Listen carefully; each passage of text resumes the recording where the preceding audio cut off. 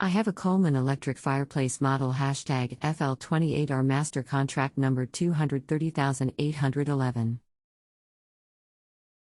It no longer gives off heater and the blower isn't working. We hardly ever use it as we spend winters in Florida. Have you any ideas on how to fix it? Hi there, and welcome to Just Answer. I see some time has gone by on your question. Do you still need help with this? Let me know. Sorry, the blower is working, just no heat. How old is the fireplace? Do you have the manual? The fireplace is about 5 years old but not used very often as we go to Florida in the winter. We can't find the manual.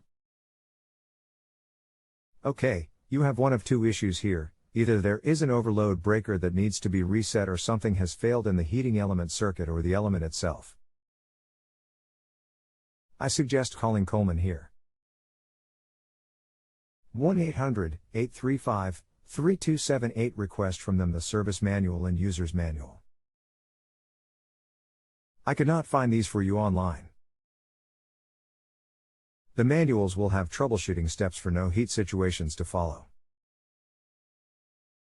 This all assumes you are familiar with working on electric devices.